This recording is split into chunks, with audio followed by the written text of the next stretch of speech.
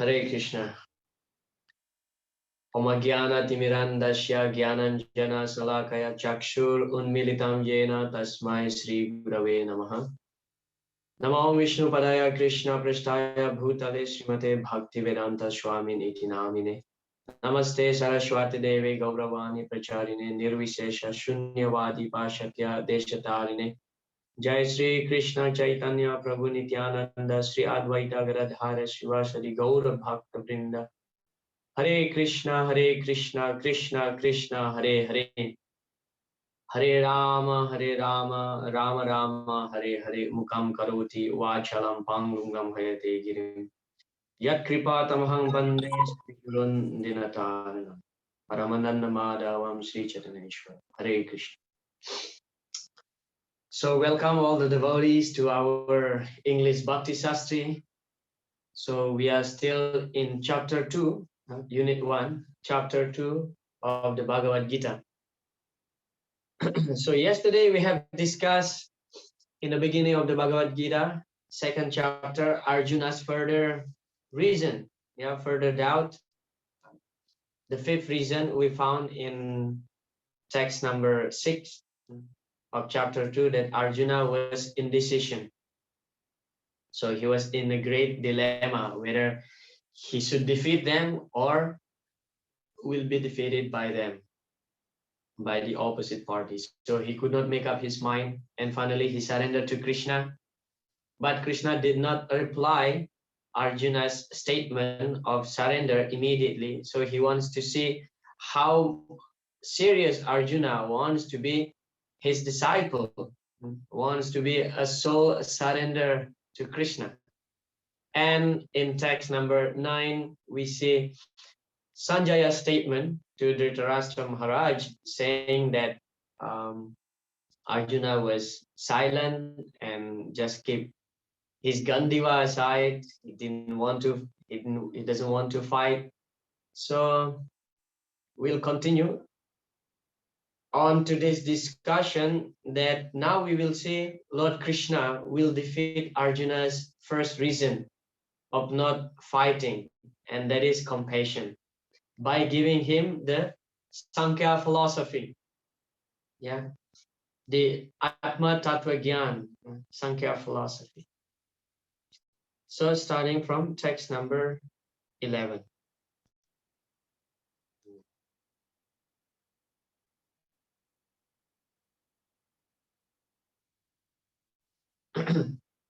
Finally here, Lord Krishna replied to Arjuna. The Supreme Personality of Godhead said, while speaking learned words, you are mourning for what is not worthy of grief. Those who are wise lament neither for the living nor for the dead. So Lord Krishna here immediately chastising Arjuna. So when Lord Krishna and Arjuna, they have this friendship relationship, so no matter what they do, actually, there was no serious dealing. But as soon as Arjuna surrendered to Krishna now, so immediately Lord Krishna chastised him. Actually, indirectly, Krishna is saying here to Arjuna that you are a fool. While speaking learned words. So Lord Krishna hinting to Arjuna that you behave like a very scholarly person, but actually you are ignorant. You are lamenting for something which is not worthy of being lamented. So this is Krishna's chastisement. Immediately, those who are wise, he said, those who are wise lament neither for the living nor for the dead. Text number 12. Never was there a time when I did not exist, nor you, nor all these kings, nor in the future shall any of us cease to be. Na tvevaham jatu nasam na tvam nime janadipa na chaivana bhavishyama sarve vayamatapara.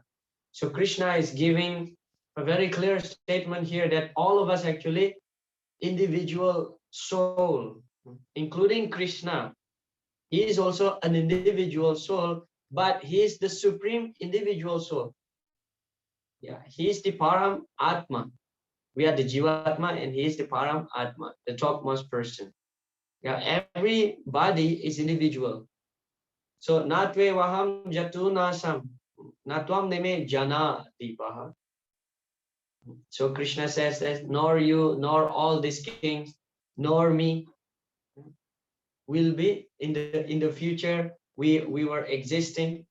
Now we are existing, and in the future, sorry, in the past, I meant to say, in the past we were existed, and then now we are existing, and in the future we will remain exist. So Lord Krishna here actually he's defeating the Mayavadi philosophy. If we analyze this verse, he's defeating the Mayavadi philosophy of merging into Brahman, merging into God, because there is no such a thing actually of being merged with God. Merging into God means we are committing spiritual suicide, atmaha, yeah, atmahatya. We are trying to commit suicide when we desire to merge with God. So in the future, we existed. Sorry, in the in the past we existed. Now we are existing. In the future, we will remain exist. So the individual soul cannot be merged, yeah, never merge, and always eternal in its individuality, in its constitutional position as an individual. Yeah, everybody.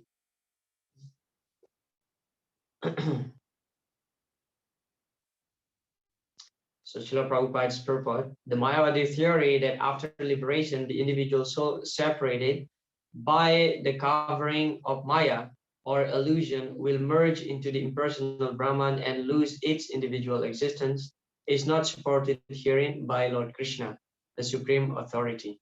Yeah. Prabhupada gave the example, of course, as like the green bird enter into a green tree. When a green bird enters into a green tree, from far, we may see that actually this green bird merged into the green tree. But if we analyze deeper, so actually this green bird just staying inside the trees and taking shelter, enjoying the fruit of the trees and so on. So this bird does not become tree. So this bird remains separated from the tree. So when we enter the spiritual realm, so we are not merging with God. Rather, we continue our service to the Supreme Personality of Godhead.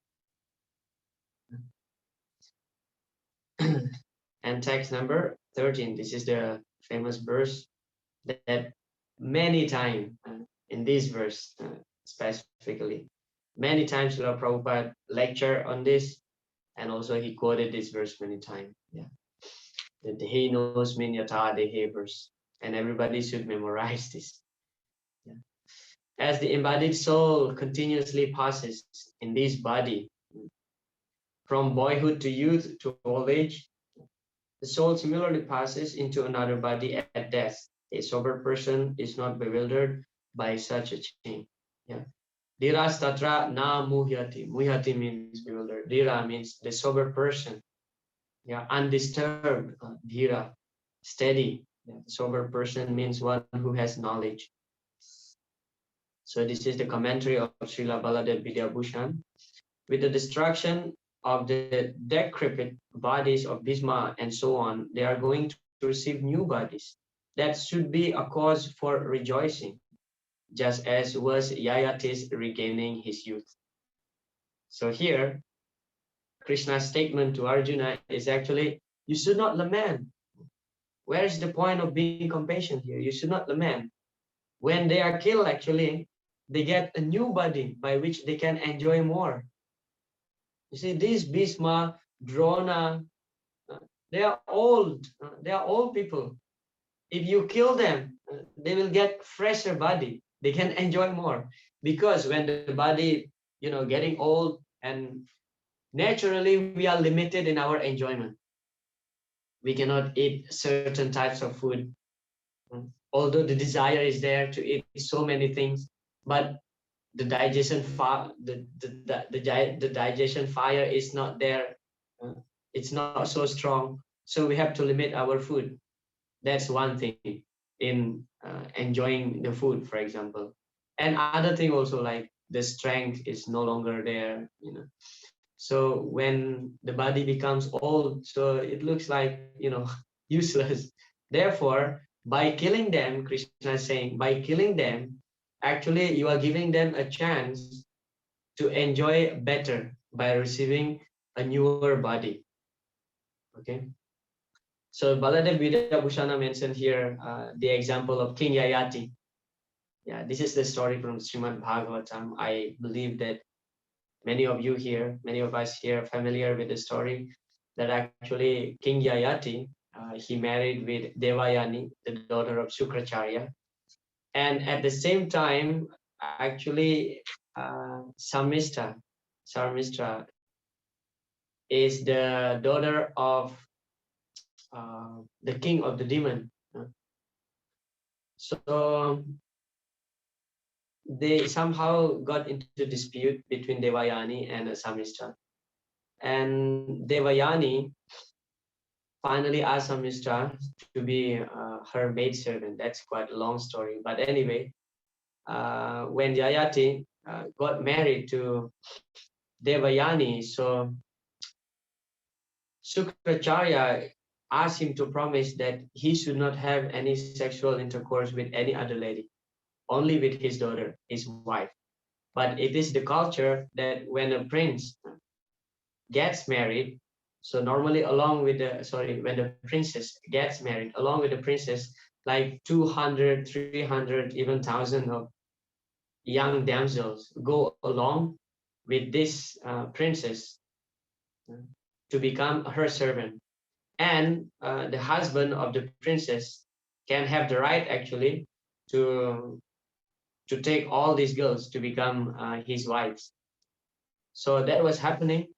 And then somehow or other, due to some reason, finally Yayati had sexual intercourse with Samishta.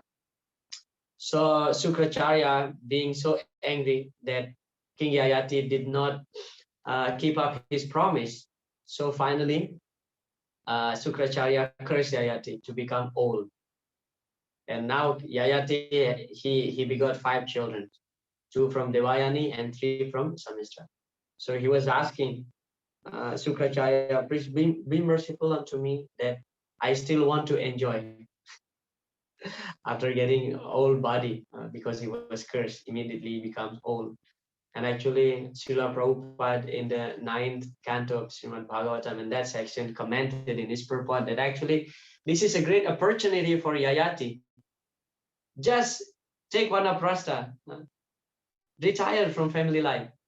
But because of his lusty desire, he wants to enjoy more with his wife. He's still not satisfied. Then Sukracharya gave the benediction that he can exchange his old age to his son's youth.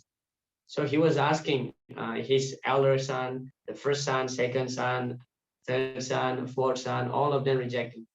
Only Puru, the youngest son of Yayati, agreed to exchange his youth to his father's old age. And finally they exchanged, and Yayati promised, after 1,000 years, I will give you back your youth. And this 1,000 year is not earthly calculation, but it is heavenly calculation. So after enjoying for 1,000 years, celestial year, and finally Ayati gave back his, actually that was Puru's youth, gave back to his own son and awarded him the kingdom. So that's like the example here that Baladev Vidyabhushana has given to us, that actually when we are leaving the body, the old body, yeah, so receiving another body is actually a greater chance for us to enjoy. So Lord Krishna pointing out here to Arjuna that you should not lament. If you kill them, that's actually will be beneficial for them, for Bhishma and Drona, because they will get a new body. Yeah.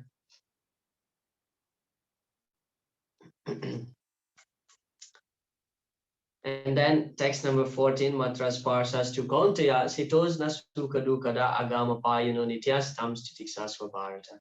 Yeah, just like the sukha and dukkha. Yeah, sukha, sita and usna means the winter and also the summer. Yeah, summer and winter, it's compared just like sukha and dukkha, happiness and distress. They keep changing by the due course of time, keep changing. Therefore, what Krishna advised here to Arjuna, titiksasva, means just tolerate, just tolerate. It's just a matter of time that we will get our happiness or our distress according to our karma. Yeah. So there's no need to lament. Yeah. There's no need to lament. Matra sparsa means due to the perception. Perception. So this actually in the material world, happiness and distress, it's just our own perception. It's just our perception due to our mind mainly. But if we absorb in Krishna consciousness, actually it doesn't matter in what kind of situation we are. For us, it's fine. Madasraya katam rista srinvanti katayanti chatapanti vividastapa naitan madgata chetasa. In the third canto, it is described, naitan madgata chetasa. Even if miseries comes to our life, okay, to a pure devotee's life, even if miseries come, he will not get affected because his mind is always absorbed. Mad asraya katam rista means taking shelter to the topic of Krishna Katha, being absorbed in Krishna Katha, Madasraya Katha Amrita, Srinvanti, always listening. So by Shravanam and Kirtanam, actually, we can absorb our mind at Krishna's lotus feet. Yeah, Smaranam will take place. Srinvanti Katayanti Cha, Tapanti Vividas Tapa Naitan Madgata Chetas. So it just the sparsa means the perception. It's just the perception of the mind. Therefore, we know that there are three types of klesha: adidaivika, adibhautika, and adhyatmika. And the biggest cause of our suffering is the adhyatmika, is our mind. Is our mind. For example, now I know that I'm not the body. For example, yeah, I know that I'm not the body. If at this point, if somebody comes and just blaspheming me and saying bad thing about me, especially related to the body, so it's okay, because at this point, I completely understand that I'm not the body. But in some other time, when I'm not ready for that, when I'm not really realizing, absorbed in the consciousness of being the Aham Brahmasmi, if someone comes and just blaspheme me, saying bad thing about my body, immediately I become agitated. So it's just a matter of time.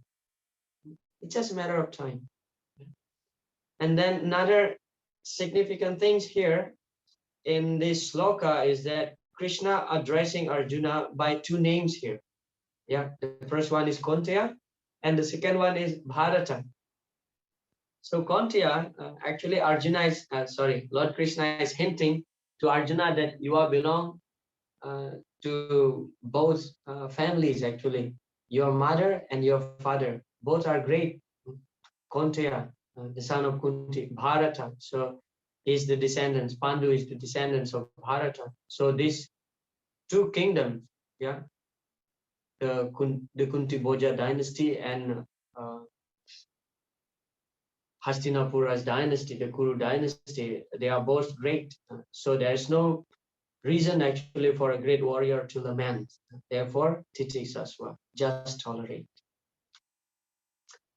And in text number 15, Krishna here giving us a formula by which we can attain a liberation actually. In text number 15. Yam hina vyatayantete purusham purusharishava. So he addressed here Arjuna as the Purusha Rishabha. Rishabha, the word Rishabha means the best among men. Yeah. Purusham Purusha Rishabha. Arjuna is the best among men here. Yam hina vyatayantiete purusham Purusha Rishabha. Samaduka Sukham Dhiram. So Amrita Tvaya Kalpate. So Krishna mentioned here that if you behave equally toward dukkha and sukham, toward distress and happiness, be a dhira, don't disturb. So Amrita Tvaya Kalpate. Amrita means eternal, yeah, nectar.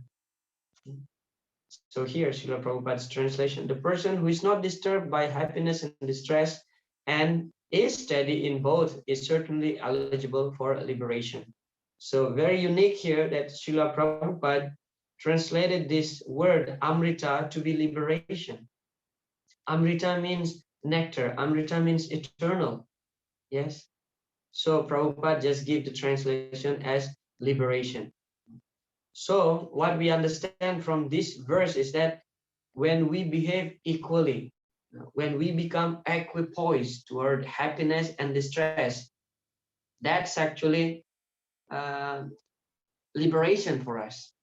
We are liberated at that point. Yeah, because when we behave equally toward happiness and distress, we become peaceful,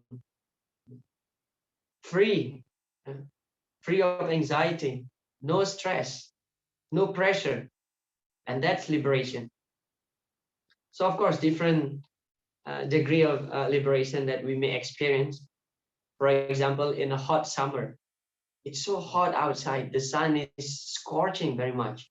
And as soon as you enter your room and your room has AC, so when you feel the cool sensation, the cooling sensation during a hot summer, for you, for us, it's liberation. When your stomach is very hungry and you get some prasadam, that's liberation. Yeah.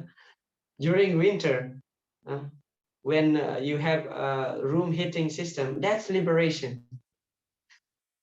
So similarly, when we are equipoised toward happiness and distress, that means we are peaceful, dhira, yeah, amrita tvaya kalpate, we achieve liberation. Because a liberated person will not disturb by any external circumstances pertaining to the body. Okay, pertaining to the body, because he's liberated, he's not attached to the body. That's liberation. Yeah, Prabhupada gave the example just like a dried coconut. Yeah, a dried coconut. When the coconut pulp separated from the coconut shell, so actually it's not attached anymore. If you shake, you can hear, Prabhupada says. So that's actually real detachment, and that is liberation. So similarly, if we are not attached with this body, we completely understand that Aham Brahmasmi, I'm not this body, then actually we are liberated. We are liberated.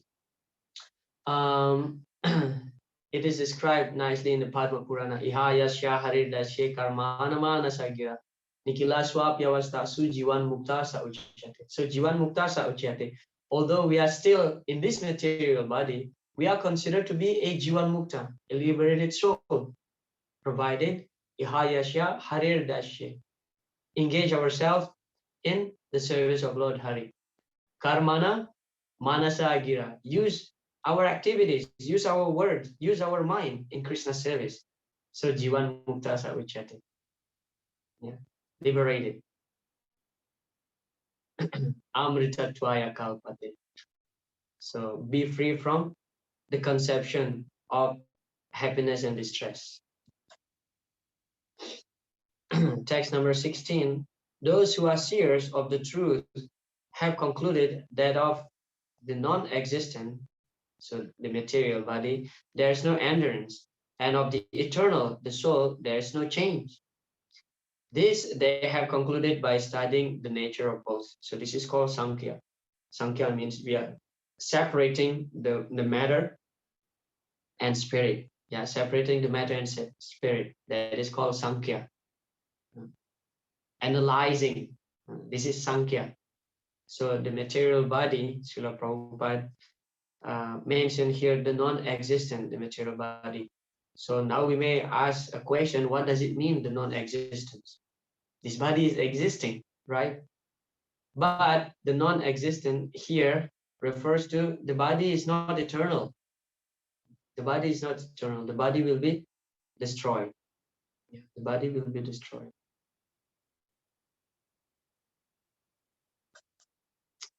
Text number 17. That which pervades the entire body you should know to be to be indestructible. No one is able to destroy that imperishable soul. Srila Prabhupada explained, the soul is described as 1/10,000th part of the upper portion of the hair point in size. So the size of the soul is the tip of our hair divided into 10,000. So small, so minute, that we cannot see, practically speaking, by these bare eyes, we cannot see the soul, but we can perceive the soul. Yeah, we can perceive the soul. Srila Prabhupada gave the analogy, gave the example, just like here it is, medicine. Yeah, just like the influence of the active principle of medicine is spread throughout the body. Similarly, the influence of soul is spread throughout the body as consciousness, and that is the proof of the existence of soul. So when we get sick and then we take medicine, as soon as we take the medicine, we feel better. That's the proof. Actually, the medicine that we take spread all over the body, energize the body, yeah, revive the body. So similarly, although we cannot see the soul, okay, the scientists, of course, they try to deny the existence of the soul. But the proof that the soul is existing within the body is that we have this consciousness. We can move our body. Without the soul, this body is simply a dead matter. Therefore, Srila Prabhupada writes a book, Life Comes from Life. What does it mean? We are alive because there is a living entity. The body is considered to be alive because there is spirit soul inside. Life cannot come from matter. Yeah, this is very easy philosophy to understand, but the scientists still, up to now, spending billions, trillions of dollars just to, they want to prove that actually they can create a living entity. They can create living entity, but nobody can create living entity. It's already there. It's already created. Yeah. So they're still doing their research. A few years ago, my friend told me that actually he has sister, and his sister is a doctor, and then his uncle, his uncle got cancer, and then they tried to save him, and finally what? He got cancer and then some complication, and finally he got heart attack and died. And then he told me that his sister told him that our science is finished here. Despite of anything, they tried everything, all science, to keep that body remain alive, but it's failure. That means the sign is over. The sign is finished because the soul is gone. When the soul is gone, then that's it. No matter what, no matter whatever you try to keep the body alive, not possible when the soul is gone. Yeah. For us, it's easy to understand. But for the non-believer, like the scientists, modern scientists, they're still trying to prove that actually they can create life from matter. Okay, so that's how we detect the proof that the soul is existing within the body is through consciousness. Yeah. Text number 18, the material body of the indestructible, immeasurable, and eternal living entity is sure to come to an end. Therefore, fight, O descendant of Bharata. So Krishna here is telling Arjuna that doesn't matter what, as soon as we get the material body, Jatajahi Dhruvam Rityu, when we get the body, material body, So this body will die. Anybody will die. This body is destructible. This body is meant to die. So what is the point of not fighting? Even if you don't fight, in other words, Krishna mentioned here, even if you don't fight, somehow or other, these people will die anyway. These people will die anyway.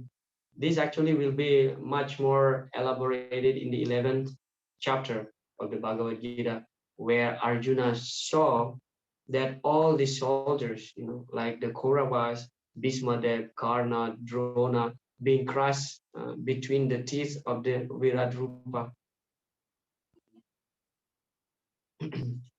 So fight anyway, because the body meant to die. And here, Lord Krishna says, immeasurable. In the previous sloka, we find that the soul has a measurement, has a size, and the size is 1/10,000 of the tip of the hair. But why Krishna mentioned here immeasurable? Immeasurable, indicating that it's hard to measure. Now, who in this world, who is in this world can divide the tip of a hair 10,000 times? Nobody can do it. And that's the measurement of the soul. Why Krishna mentioned here immeasurable? Because it's hard, almost impossible. Almost impossible. Text number 19. Neither he who thinks, the living entity, the slayer, nor he who thinks it's slain is in knowledge. For the self slays, nor nor is slain. So Krishna mentioned here to Arjuna that if you are really in knowledge, if you are really clever, smart, you should not lament, and you should not think, because the soul is eternal. The soul cannot be, Nainam Chindanti Sastrani, we will find that verse, that the soul is eternal, the soul will not die. So if you think that you kill Bhismadev, you kill Drona, that's actually a wrong conception, because they remain alive. They remain alive.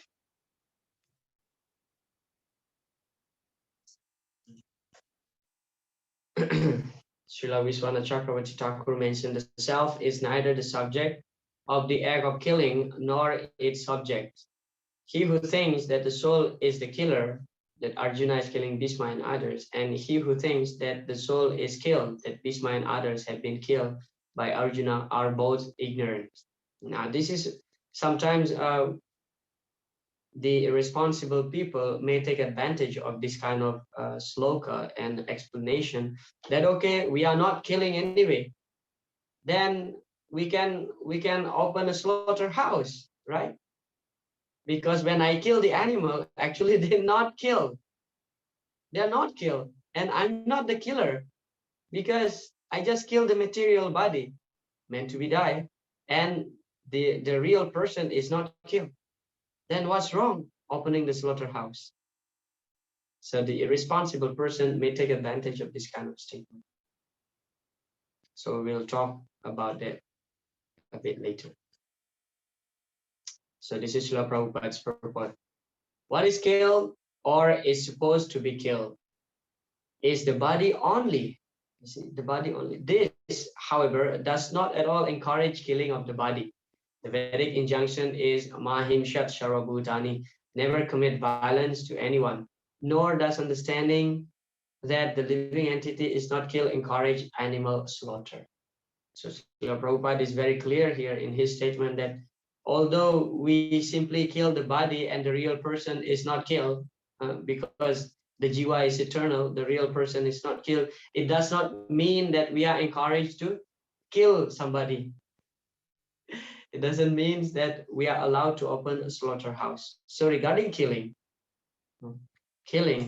in principle, it's actually wrong. We are not allowed to kill anyone. Okay, we are talking here in the Badili conception. We are not allowed to kill anyone. So in principle, killing is wrong, and if you commit it, you will get sin. Okay, but killing on the order of higher authority is not at all wrong. It's right. Yeah. And as a result, there is no sin. So Srila Prabhupada in a lecture, he explained about this. Actually, killing, for example, if you are a soldier on the battlefield because your commander asks you to kill, when you kill, actually, you will not get punished. Rather, as much as you can kill people, the more people you kill in the opposite party, you maybe will be awarded a medal, a gold medal, or you may be promoted to become like general. Yeah. But when you are not on the battlefield, even if you are a soldier, you are an army, whimsically, you just kill somebody in the street, just one person, you may get penalty. You may get penalty. You will be hanged, for example. So in principle, killing is not allowed. But on the instruction of the higher authority, killing is allowed. Yeah, for example, here on the battlefield, it's allowed because it is the duty of Kshatriya to defend his country, right? To defend his party. So you can kill and you will not incur any sins. But if you just whimsically kill somebody on the street or killing any animals, so you should responsible for that. So this is the position of killing. Depend on where and when it is. Depend on the desa, kala, and patra. Yeah, we have to be very clear here. Principle, killing is wrong, but on the order of higher authority, it is allowed. Yeah.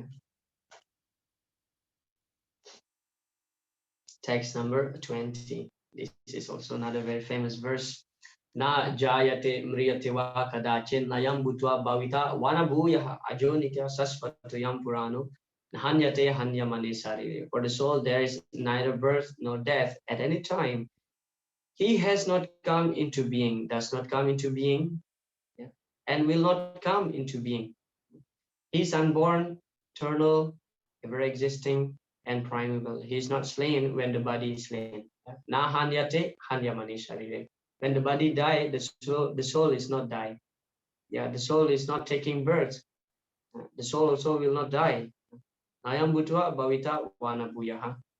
The soul has not come into being, doesn't come into being, and will not come into being. This is connected with text number 12. Na tvevaham jatunasam. Because the soul is ever existing, ever existing. It is not that the soul born along with the body, no. And in the purport, Srila Prabhupada is explaining about the six changes, the six changes of the material body. First, the body will take birth and then remain for some times, and then the body, material body, will grow and then produces some effect and dwindles, becoming old, and finally vanish into oblivion. Yeah.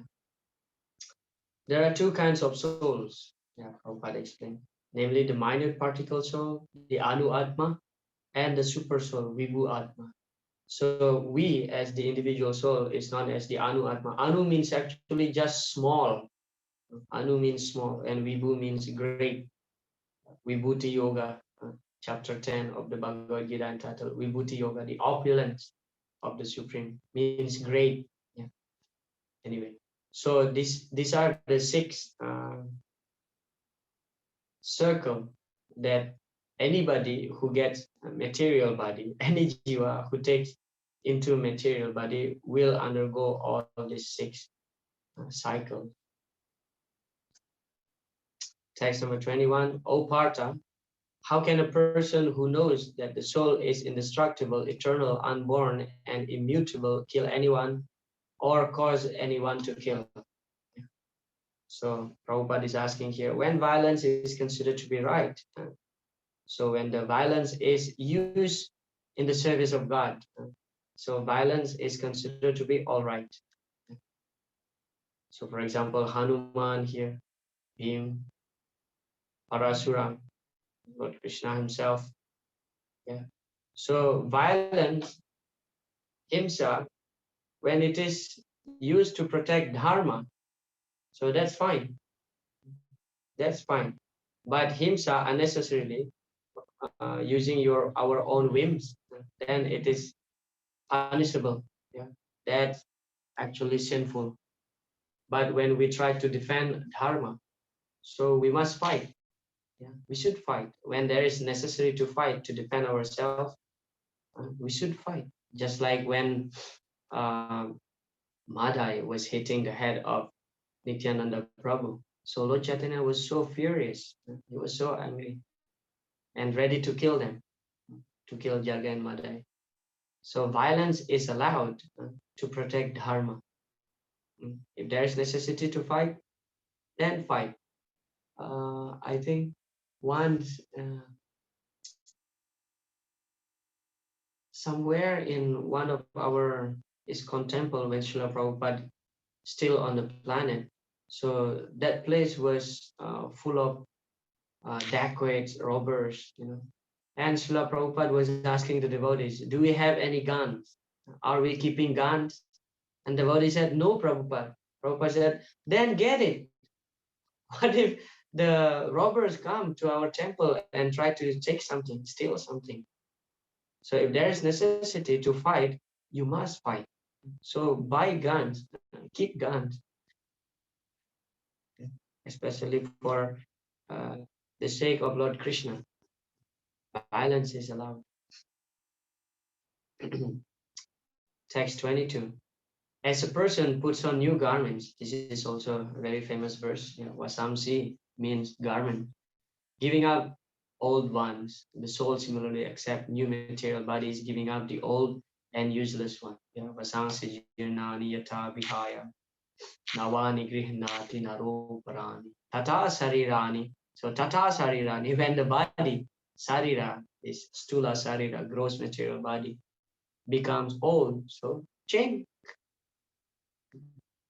Jirnani means old, worn out, just like clothes. Tata sarirani, vihaya jirnani, anyani samyati, navani dehi. Just like we change our clothes every day. When it becomes dirty, so we change, we take bath, take shower, and then take the fresh clothes. So similarly, this body also like that. When this body becomes useless, then what to do? It becomes old now, unusable. Then change into another body.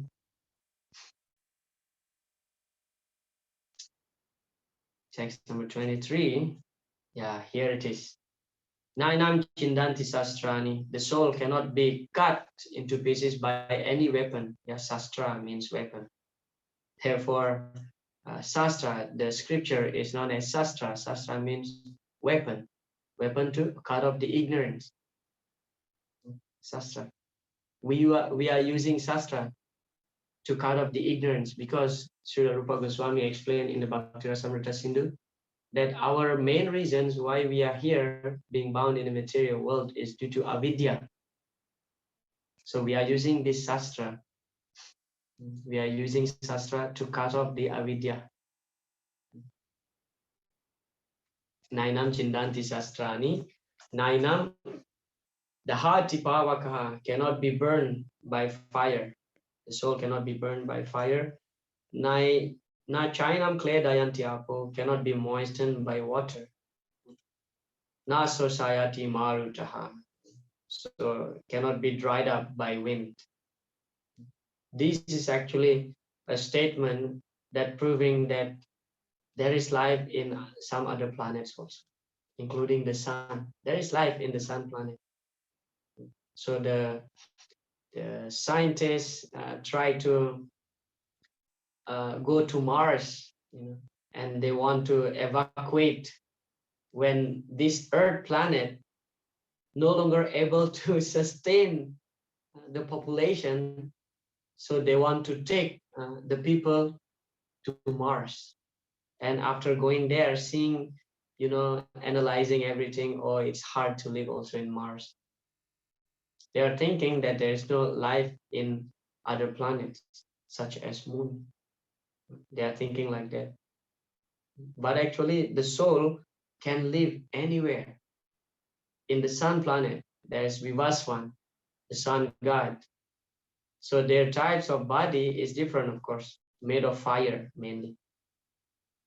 made of fire, and in moon made of, mostly ice, mostly water, because moon is very cool. So this actually easy for us to understand, but for the non-believers it's like so impossible.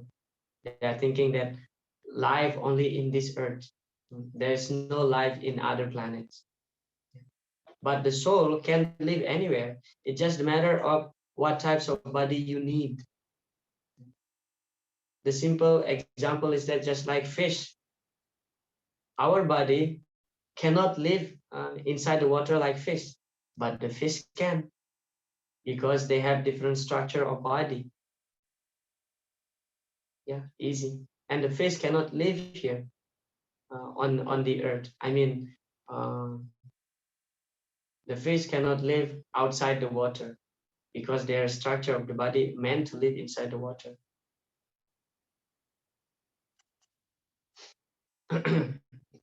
Text number 24. This individual soul is unbreakable and insoluble and can be neither burned nor dried. He is everlasting, present everywhere, unchangeable, immovable, and eternally the same. See? Present everywhere, sarvagataha, all pervading. That means the soul can live anywhere. So here, there's a statement from Vishnu Purana, very famous verse, Jalajana Lakshani, about the 8,400,000 species of life. So 900,000 species living in the water, 2 million trees, 11 lakh insects and reptiles, bird, 1 million, and 3 million quadrupeds, and human being is 4 lakh species. So I was wondering in the beginning, like, what does it mean, human being, for 4 lakh species? So the category, even the demigods, is also in this category, this 4 lakh category, the demigods. And what makes it different? It's actually, okay, structure of the body. There's white people, brown people, black people, and also the level of their consciousness. And all together is actually 4 lakh varieties. So this is also quoted in Chaitanya Charitamrita.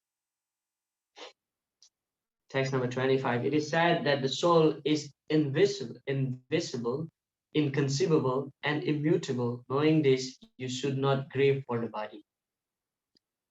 Text 26. If, however, you think that the soul or the symptoms of life will always be born and die forever, you still have no reason to lament, O mighty Am. Text 27. One who has taken his birth, this is the one, Jatasya Hidruva Mudikya. One who has taken his birth is sure to die, and after death, one is sure to take birth again. Therefore, in the unavoidable discharge of your duty, you should not lament. Text 28. All created beings are unmanifest in their beginning, manifest in their interim state, and unmanifest again when annihilated. So what need is there for lamentation?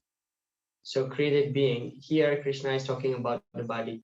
Okay, in the beginning it is unmanifest, and then in the middle state it is manifesting, and at the time of annihilation, so all the body is destroyed, and actually it goes back to the Mahat Tattva, to the Pradhan, to the ingredients. Bhumirapo Nalavayo Kamanu Buddhirevacha.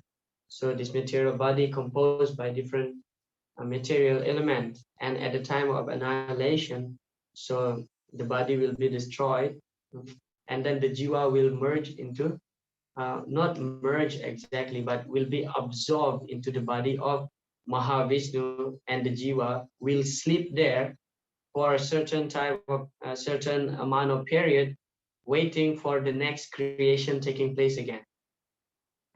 So Krishna mentioned here to Arjuna that, okay, now if Bhismadev is die, anyway, after some times he will be created again, then what is the use of lamenting?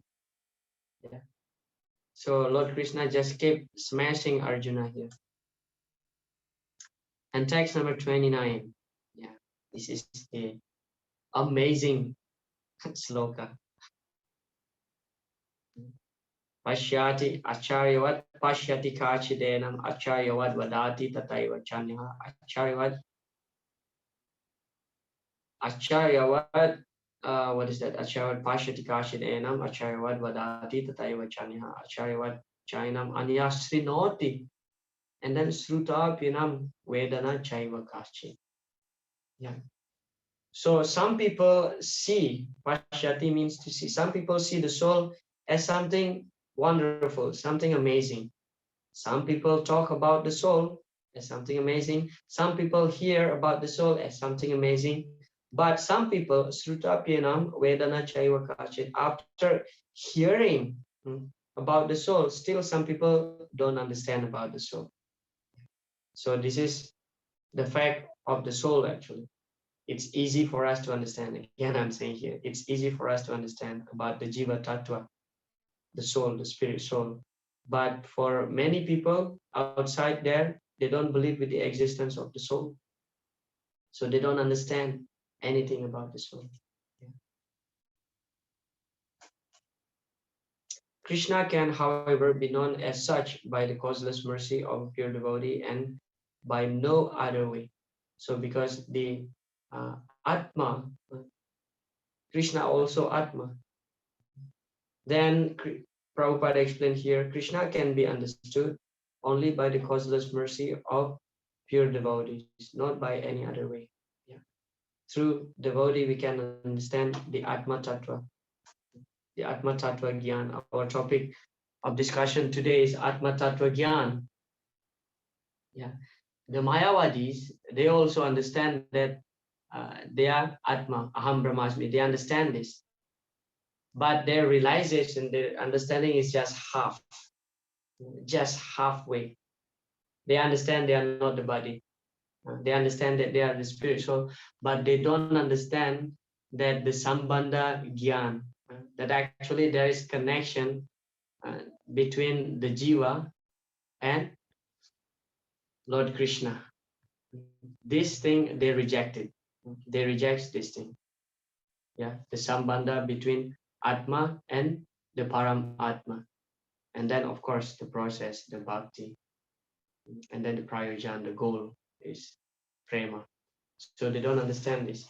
So simply understanding that we are not the body is actually not enough to give us highest destination, to achieve highest destination. Simply understanding Aham Brahmasmi is not enough, although that's actually considered to be the base, the foundation of spiritual life. Unless we understand that we are not the body, then there is no point of practicing spiritual life, because we are spirit. Then spiritual life, spiritual life.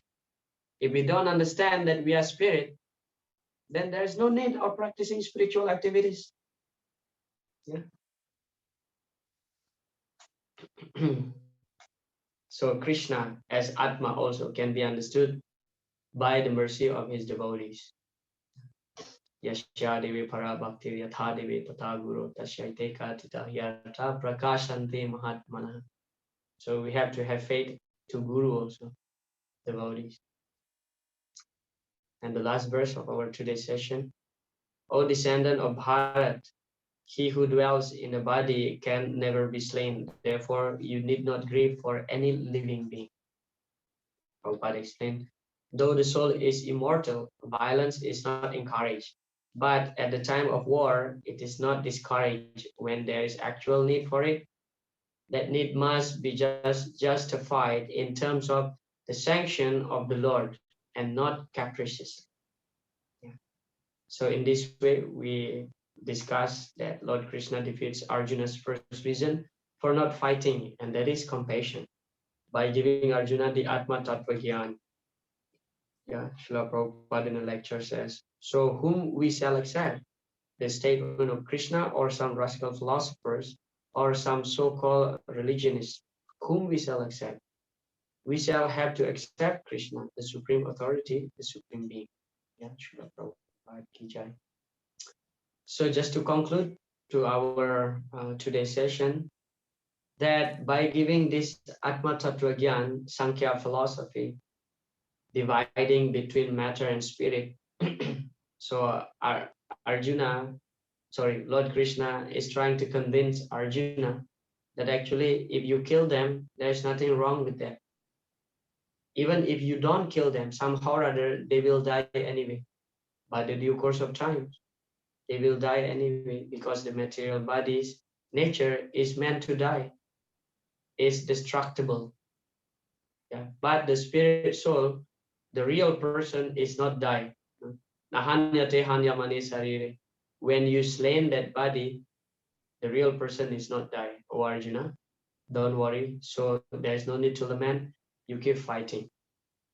Yeah, that's the main theme of our discussion today. Lord Krishna defeats Arjuna's reason not fighting, which is compassion. Yeah. And then tomorrow we will discuss the next reason for Arjuna not to fight will be smashed off by Lord Krishna. Okay.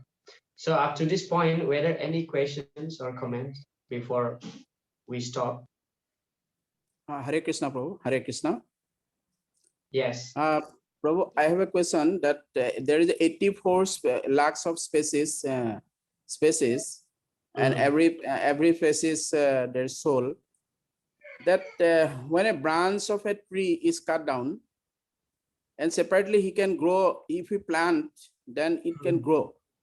Yeah. Then there is a one soul. Then how the another soul is come to the branch? That's my question. Thank you. Nothing is impossible for Krishna.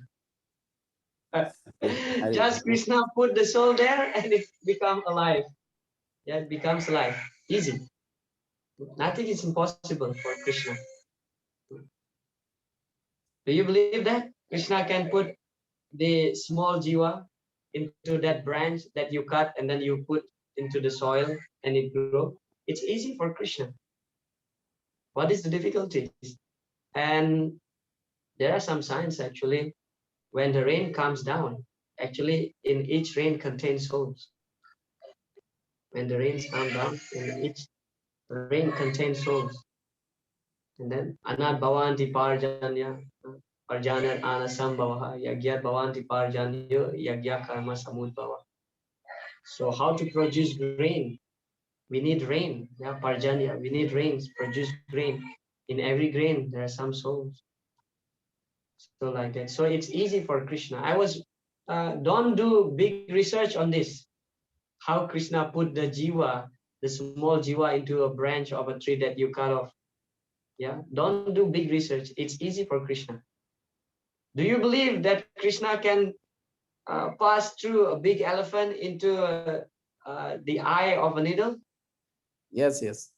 Yeah, yes, so believe. easy. For Krishna, nothing is impossible. Yeah, nothing is impossible. Easy. Just put the soul. That's it. If Krishna doesn't put the soul, that branch will dry up and die. Yeah.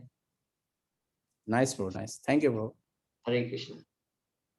Okay, here in the chat from Rukmini Mataji. Please give clear concept of Mahat Tattva and Pradhan. Okay. So Mahat Tattva is also called Pradhan. It's just different terms. This is one thing. Mahat Tattva and Pradhan is actually the raw ingredients for creation. Yeah, this is explained elaborately in the Srimad Bhagavatam, 3rd canto. Yeah, therefore, there are 10 subject matters described in the Srimad Bhagavatam.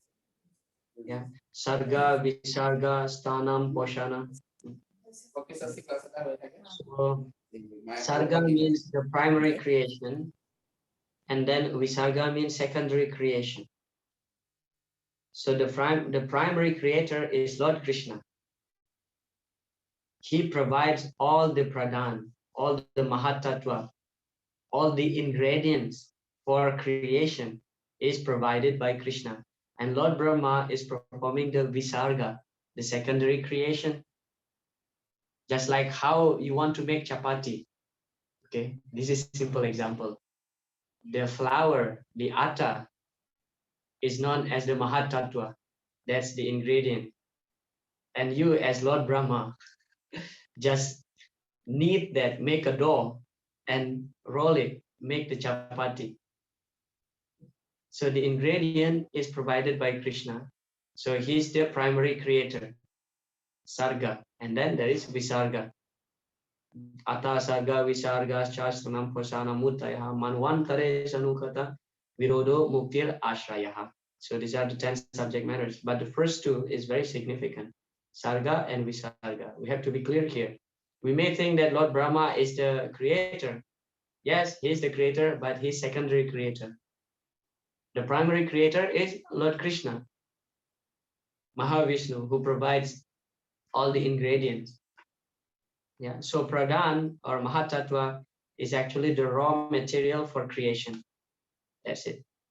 All this, earth, water, fire, air, ether, actually there are 24 items of Pradhan, yeah, including the mind, 5 working senses, Panchabuddhendriya, 5 acquiring knowledge senses. Yeah, will be discussed, I think, in the next unit. If not in this unit, it will be in the next unit. Yeah. So Pradhan basically means the raw ingredients that Krishna creates and give to Lord Brahma, and Lord Brahma just recreate, make it this 14 planetary systems and create the body, combine all these ingredients to make the body. Is that clear, Mataji? Hare Krishna. Is Pradhan is unmanifested from Pradhan? Yeah, Pradhan is the unmanifested form in the sense of it's still not in its form, just like what is the unmanifested form of chapati? Is the flour, is the atta, right? So that's the Pradhan of the chapati. I'm just saying this is as easy example to give us easy understanding. So the unmanifest, but actually all this prakriti, this Pradhan is eternally existing. But when we say here unmanifest form of the creation, that means it is not in the form that we are seeing right now. So my body is the manifest form, right, of the creation. But the unmanifest form is the earth, water, fire, air, ether, mana, buddhi, ahankar. This is the unmanifest form of my body. So Pradhan is like that, the raw ingredients, the atta of the chapati, the unmanifest form. Is that clear? Thank you, Prabhu. Thank you. Okay, here from Abhilash Prabhu. Hare Krishna. It lacks species. It lacks species of human means different consciousness, right? Not 8 lakhs. It's only 4 lakhs. Chatu laksani manusha. Yeah.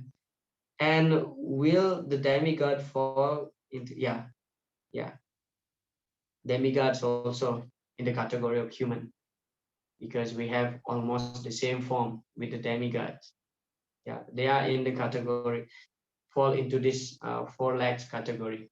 The demigods and the demons, Sura and the Asura. That makes them different. Yeah, apart from the bodily structure, the consciousness also matter.